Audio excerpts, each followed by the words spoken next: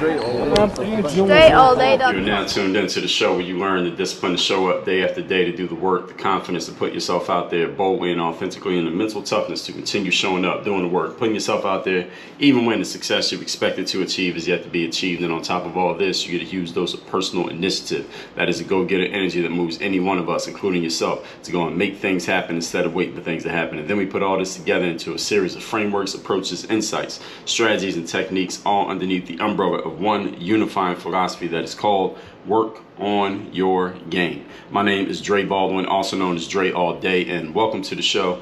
And today's topic is, there is one determining factor, and that determining factor is, can you guess? You are the determining factor in where you end up and what success you get or don't get, what outcomes you are achieving or not achieving. The determining factor is you. And today we're going to talk about why that is, why that matters, and even if you think you already knew that, quote unquote, you already knew it, why we need to talk about it anyway. Now, before we get into that, first of all, I'm going to tell everybody I have a daily motivation text that I send out every single day, free of charge, to everyone who is in my texting community. If you want to be in my texting community and get my free of charge daily motivation text every day, here's what you got to do. Send me a text at the following number, 305-384-6894. Every day, I will send you that daily motivation straight to your phone, guaranteed to keep you focused, sharp, and on point. And here's a bonus to getting the daily motivation text, is that you can actually text me back. You can respond to any one of those texts, and you will be engaging directly with me. So if you got a question, or when you first join, I'm probably going to ask you, what is the biggest challenge you're working on right now? And I might be able to direct you to something that can help you get into that challenge. Maybe it won't solve the entire thing, but at least get you started. All you got to do is just text me on my number, again, 305-384-6894. We can get into all of that good stuff once you're in my texting community. So the topic again today is, the determining factor is you. Your determining factor is not. Let me tell you what is not. It is not the circumstance in which you find yourself. It is not what other people are doing. It is not the weather. It is not your past, and it is not whatever you're predicting for your future. I had an interesting exchange with someone in my text community a few weeks ago that I think is representative of the way that many people think about circumstances and their ability or lack of ability to shape circumstances. So instead of keeping that conversation to just me and that person, I'm going to use it here today. I'm not going to say who that person was, but if they're listening, they will know that I'm talking about them. And many of you, I suspect, because I've heard many people talk in a way that reflects the way that this particular person was texting me. So the reason why we're talking about this here today is not because I think only this one person has this challenge. I think a lot of people think this way. So that's why I'm going to share what happened in this text exchange.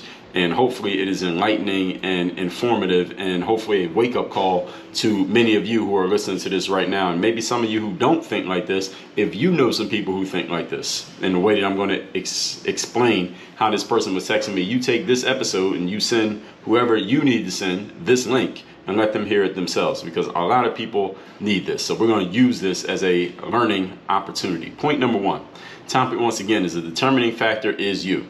Let me tell you what happened. All right, I'm going to set the stage here. I sent out a text that said, in effect, I don't remember the exact words in my text, but in effect, here's what the text message said. Most people's failures are due to a lack of persistence and not due to a lack of opportunity or skill. All right, that was the text. All right, when people fail, it is because they are not persisting. It is not because they don't have opportunity, and it's not because they don't have skills. Now, someone responded to that text. And a lot of people respond to the text when I send them out every day, but one person responded and they offer some pushback. And it's fine when people offer pushback to anything that I put out there, whether it's on this show, a text message, a video, or whatever. Actually, I was talking about this on Clubhouse from when I'm recording. It's just yesterday morning, as a matter of fact. I was on Clubhouse and the topic that I was talking about was, when you're putting content out there, you have to have a voice. You got to actually be saying something that doesn't sound like what everybody else is already saying. Because if you sound like everybody else, then what's the point of you even putting out content? You're just saying the same thing everybody else said. We don't need you. You're fungible, you're replaceable, you're forgettable. But if you're willing to stand on something and say something that kind of maybe goes against the grain of what your audience is thinking, they will at least remember you. Even if they disagree with you, they will at least notice you And getting attention matters when you're putting content out there. And I'm not saying say ridiculous things to be sensational, but say things you actually believe. And if you're saying what you really believe and you have some substance, then you're probably going to say something that somebody may push back against. And someone asked me the question, Dre, well, what do you do when somebody pushes back? Do you ignore it? Do you talk about it? Do you engage with them? And I said, I love when people push back against any point that I make, because I don't just throw out random points and just wondering if something sticks. I throw out the points that I actually believe and that I can stand on and that I can explain. So when someone pushes back against it, it allows me to go even deeper on that point. And it also, if one person speaks up and pushes back against something that I said, then to me that usually means there's at least 100 or 1,000 other people who think the exact same way. That one person just happens to be the one who said something. But there's a bunch of people who think that way, they just didn't say anything. So I actually love it when somebody pushes back against one of my points, because it shows me that there are others who probably think that same thing, they didn't say it, and it allows me to go even deeper into the point so I can explain it even further, because it's clear to me that not everybody understands it on a level that I understand it, which they shouldn't, which is why I'm the guy on the mic and they're the person who is listening. So after I said that most failures are due to a lack of persistence rather than a lack of opportunity or skill, somebody responded and said, I'm paraphrasing, they said, well, look, I get what you're saying here, Dre, but if someone is given an opportunity, that could lead to them being a more persistent individual. That was their response. Now, I responded to their response and informed this individual that opportunity itself does not manifest persistence, and that is 100% true. It is a person's choice to become more persistent. That's also true. And an opportunity is simply an excuse or a pretext or a reason, whatever word you want to give it there, to bring out of you what was already there. And that the presence of opportunity does not make a person persistent. And this is what this person was intimating, that, well, if someone was to give me an opportunity, like a brand new job, or I got a whole bunch of money, or I just got whatever thing that I've been working on in my life, if all of a sudden I had it, then I would probably become a more persistent individual. My response to him was, well, you could become more persistent right now if you wanted to. Just because that thing happened is not going to make you persistent. If I handed you a bag full of money right now, you might be more excited, more activated, more motivated, and you are probably more consistent in showing up to work, at least in the short term, wouldn't you? Almost everybody, I will say, most people's answer would be yes. And for most people, the answer is yes, even if they didn't say anything. And why is that? It's because all of a sudden you got this outside element that makes you feel better about your situation. So now you're going to do all the quote unquote right things. But listen, even if I never handed you the bag of money, you could choose to start doing the right things right now. It's not the money that made you do it. The money doesn't make anybody do anything. All right, money doesn't make you do anything. You choose to do those things. The money just activated it within you. The skill was already there, and you chose to tap into that skill because of this external factor, this externality that allowed you to maybe feel better about your situation. I talked about externalities in episode 1879. Externalities are not excuses, nor are externalities reasons for your success.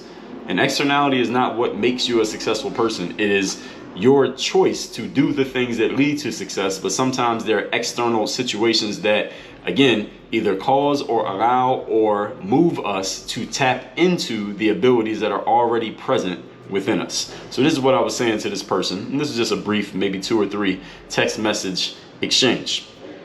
And I told them that the presence of opportunity doesn't make somebody persistent, as I just explained, though they may think incorrectly that the opportunity caused persistence in them. Again, opportunity cannot make you change internally. All right, there's nothing that can happen externally in life that can make you be a different person on the inside.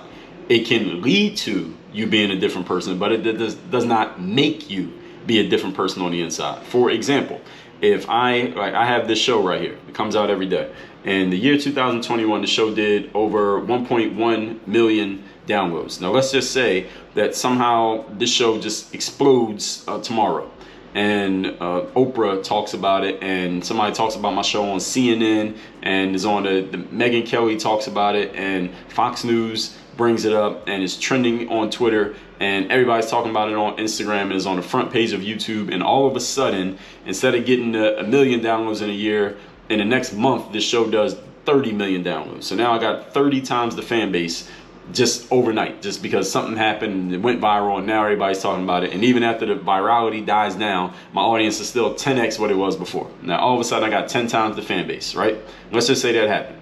All right, that is an externality. Now, whether I did something to cause it or not, it's an externality because it's not something that internally changed within me. I'm still giving the same message, just something external happened that brought more attention to me. Do you follow me? Now, just because that happened, now maybe I might feel more confident in when I talk about what I talk about here on the show.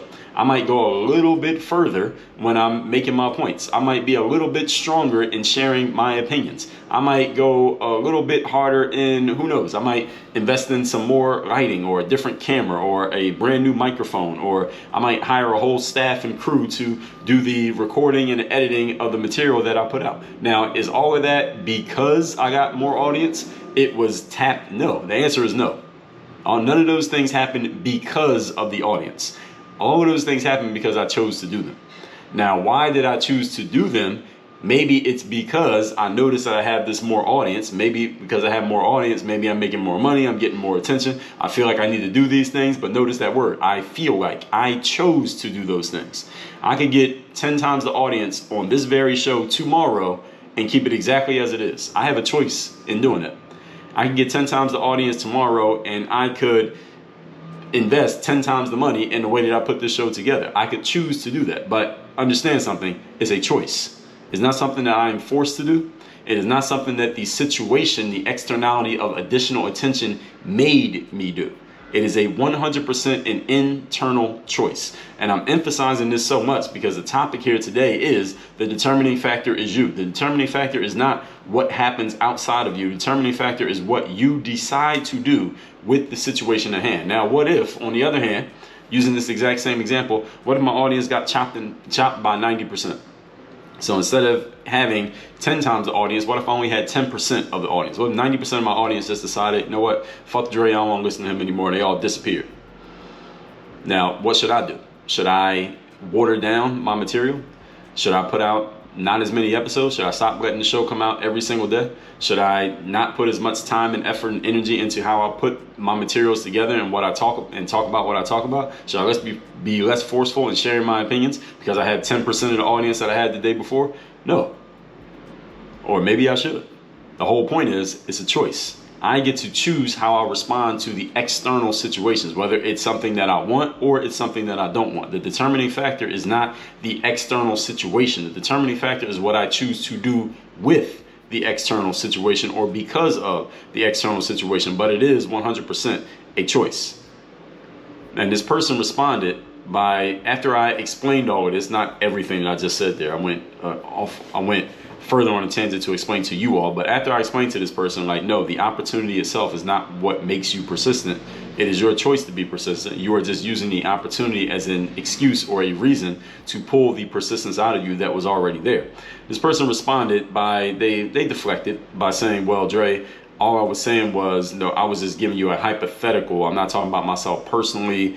And that had nothing to do with it either way. It doesn't matter whether they were given a hypothetical or not. The example that they gave was an inaccurate formula. All right, we've been talking about this so often that this person was expressing an inaccurate formula that did not add up. And when they tried to defend it, they couldn't defend it. And then they deflected by saying, well, I wasn't talking about myself. It doesn't matter if they were talking about themselves.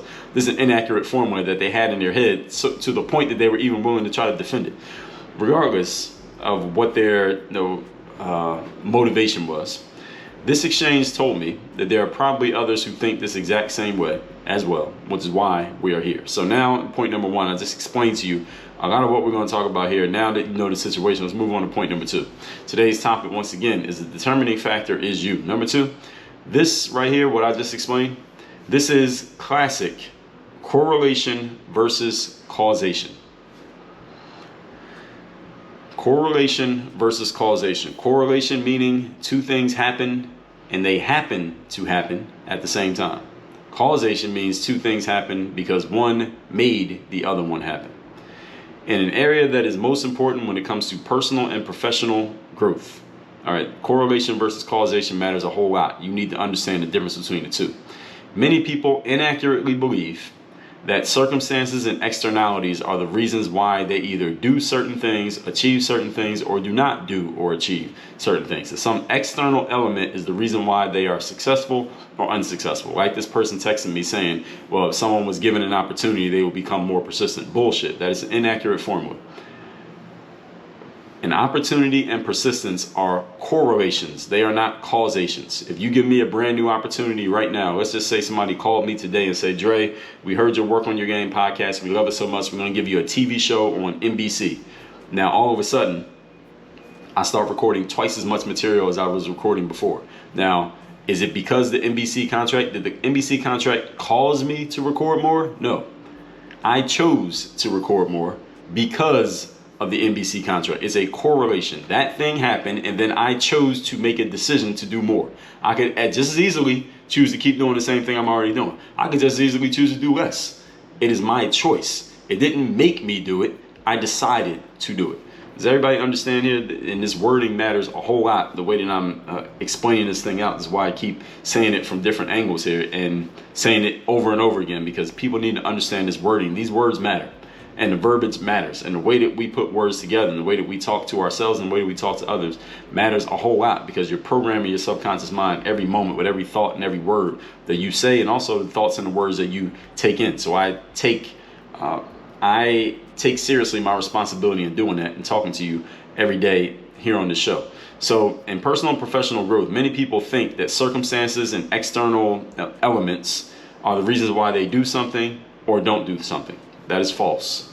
And while I will allow that circumstances and externalities will make it easier or harder to do certain things, they are not the reason why you do certain things. For example, I went running this morning. I ran basically a 10K, about 6.25 miles, a little bit more than that, this morning here in Miami. And it was pretty nice today. It's about 72, 73 degrees. It was super windy. I don't know if any of you run or bike, cycle outside on a regular basis, but windy conditions are my least favorite. I don't like cold weather, but I don't mind if it's cold as long as it's not windy. Windy is terrible because when you're trying to run or bike against the wind, it's a real pain in the ass. And on top of the fact that it's hard to get a sweat going when it's windy, because the wind is basically drying up the sweat as soon as it forms on your body. So I hate running or biking in windy conditions. However, despite the fact that it was very windy today, it's like looking at the weather app on my phone right now. The wind in Miami right now is 17 to 19 miles per hour. That's a lot of wind. And you're outside, even though it's 70 something degrees outside, it doesn't feel as comfortable simply because the wind is always hitting you. It actually feels colder.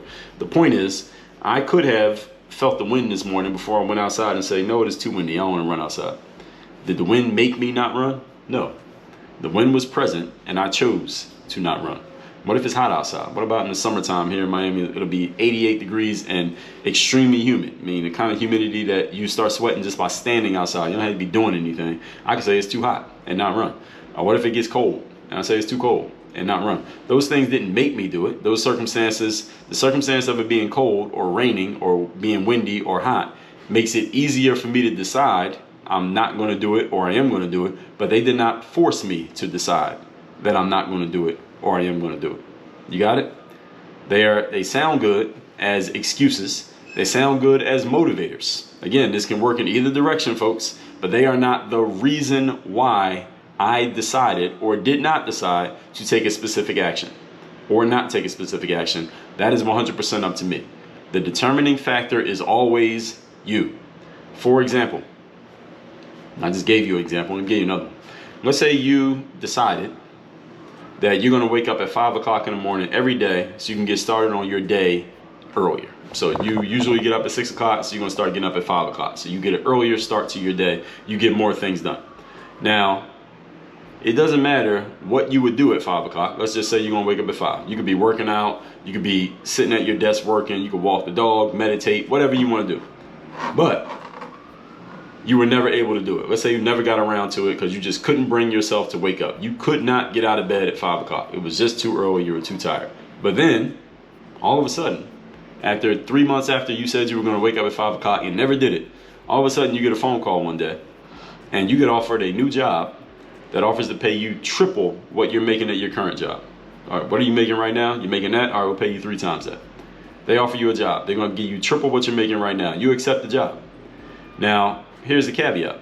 In order to take this job and do the role that is being asked of you for 3 times your current salary, here's the thing. You got to wake up at 5 o'clock every day to get to work on time. What would you do? What's going to happen here, folks? Let's just fill in the blank. What happens here in this hypothetical scenario? What's going to happen? Now, we all know what happens. What happens is all of a sudden, you have no problem whatsoever waking up at 5 o'clock in the morning. You couldn't wake up at 5 in the morning to walk the dog or to meditate or work on that book you've been talking about for the last 12 years or to blog or to exercise. You couldn't wake up at 5 in the morning when it was just you on your own volition. But all of a sudden, you got offered a job that's going to pay you 3 times the money. All of a sudden, you have no problem waking up at 5 in the morning. Now, is the job itself what makes you get up at 5 in the morning? No. The job didn't make you get up at 5 in the morning. You could sleep until 6 even with the job and they can just fire you. The job didn't make you get up. There's nobody from the job coming to you and pulling you out of the bed at 5 in the morning, are they? Of course not. You chose to get up at 5 in the morning because you had a reason to. You had a strong enough reason to do it now when taking care of yourself wasn't a good enough reason, but that job paying you 3 times the salary, that was a good enough reason for you. And again, today's topic is the determining factor is always you. Now, here's my question. Is the job the thing that made you get up at 5 in the morning? Now, I actually just answered that. Of course, we know the answer is no. Again, your boss is not coming into your bedroom in your house and pulling your ass out of the bed. Is he or she? No, they are not. You are choosing to do it because you want that 3 times salary bad enough that you're willing to do something that you were uncomfortable doing when it was just on your own volition and for yourself. So the question is, did you always have the ability to get up at 5 a.m.?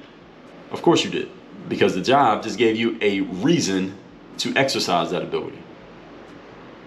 Now, here's the point. We're still on point number 2 here, folks.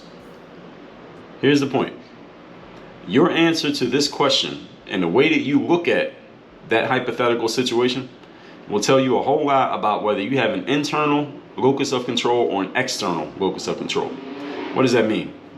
An internal locus of control is the person who says whether I do something or don't do something is determined by me and my thought processes and the decisions that I make and what I do.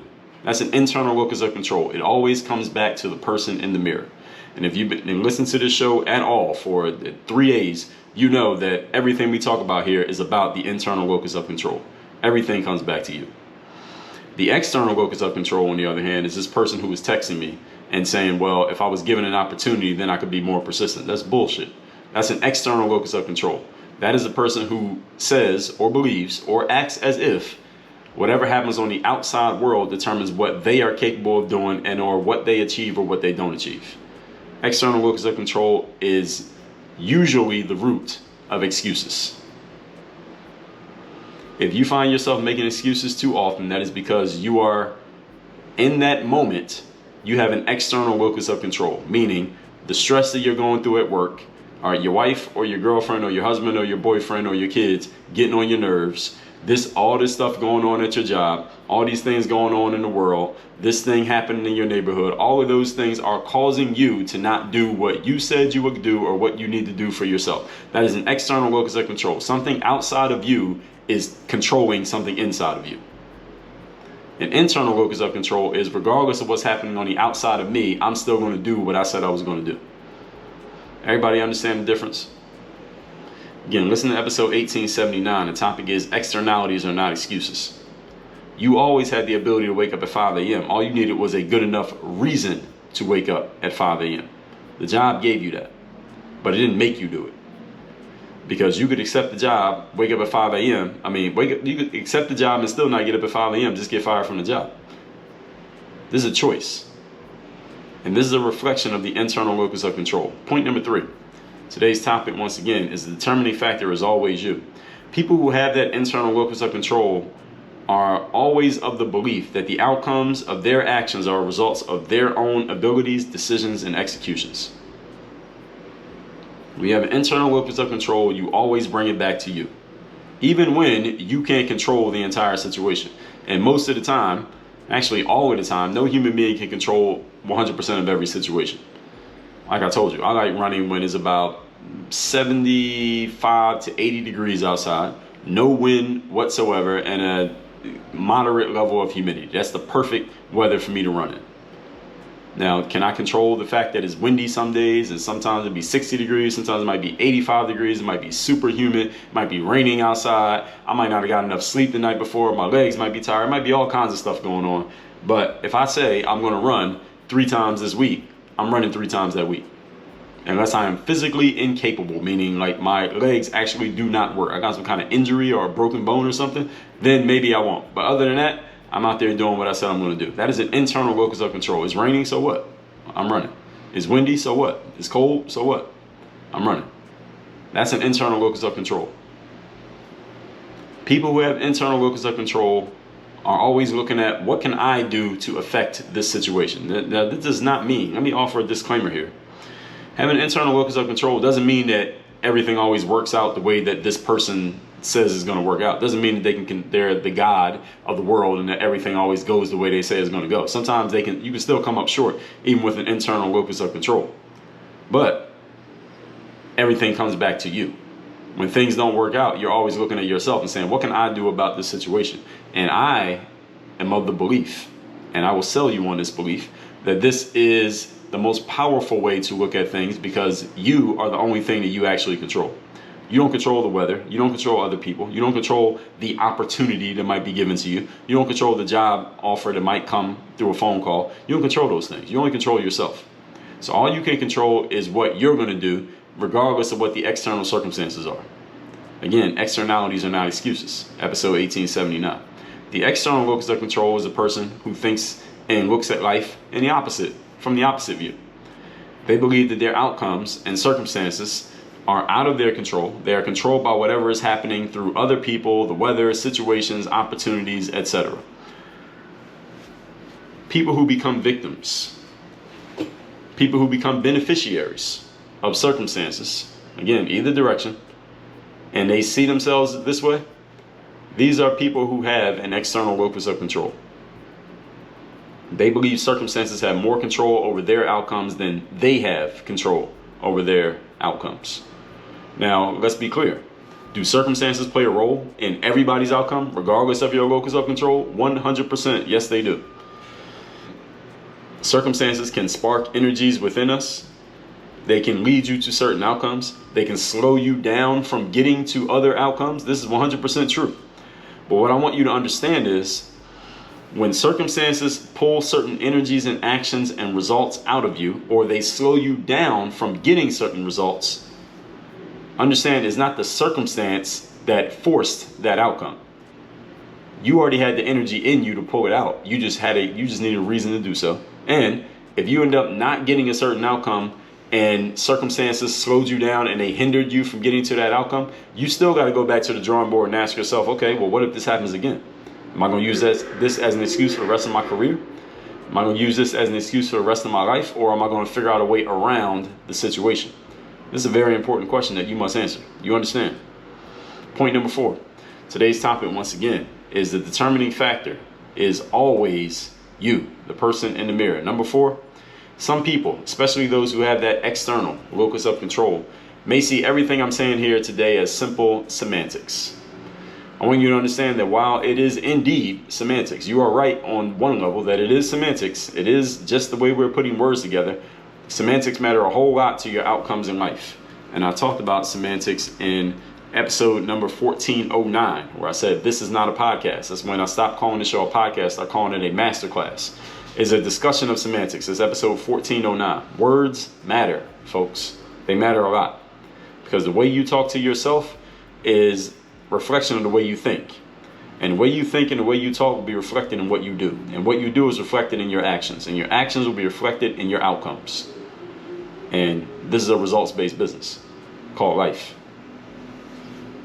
If you tell yourself that the outside circumstances are what determine your actions, then you must wait on or be the victim of outside circumstances. Is that what you want? Is that the kind of life you want to live? Outside circumstances determine how you end up in life?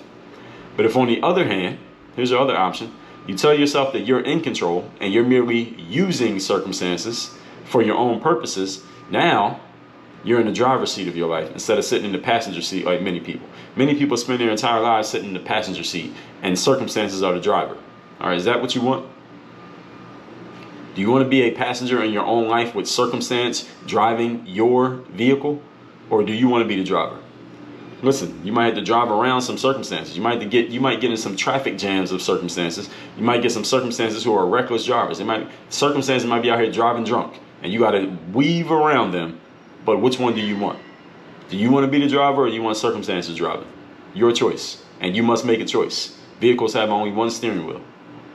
Only one person can sit in that driver's seat. All that said, let's recap today's class, which is the determining factor is always you, not the circumstance.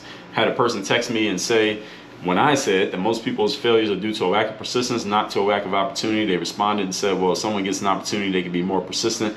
They were operating by an inaccurate formula, not understanding that opportunity itself does not force anything out of a person. It just allows that person to draw it out of themselves because it was already there. Point number 2, this classic correlation versus causation, which a lot of people clearly do not understand. And while I understand that circumstances can make it easier or harder to do certain things, they are not the reason, and nor do they force you to do certain things. All right, you can start waking up at 5 in the morning right now and work out if you wanted to, but if your job asks you to wake up at 5 in the morning for 3 times the salary, it'd be much easier for a lot of people to do it. Why is that? Simply because you're not valuing doing something for yourself as much as you value doing something for that job. That's the real reason, whether you want to admit it or not. And point number 3, people who have internal locus of control believe that outcomes of their actions are a result of their own abilities and their executions and their disciplines, whereas an external locus of control is the opposite. They believe their outcomes are based on what happens outside of themselves. The problem with this mindset is that you're in the passenger seat in your own life, and that's a problem because now you have no control over what's going on. You have no ownership. Point number 4, some people, especially those with that external locus of control, think that what I'm talking about here is simple semantics. And while it is on one level semantics, I want you to understand on another level, semantics matter. Words matter. Words are a reflection of thoughts. Words and thoughts lead to actions, actions to habits, habits to character, and character to virtue. And we're in a results-based business, so you probably want your habits leading you in a direction that you want to go. If you tell yourself that outside circumstances determine your actions, you become a passenger in your own life. You don't want to be sitting in the passenger seat in your own vehicle, and understand every vehicle has only one driver's seat the last time that I checked. So you better assume the driver's seat and take the leadership role, because that's the only way you're going to get the outcomes that you want in life.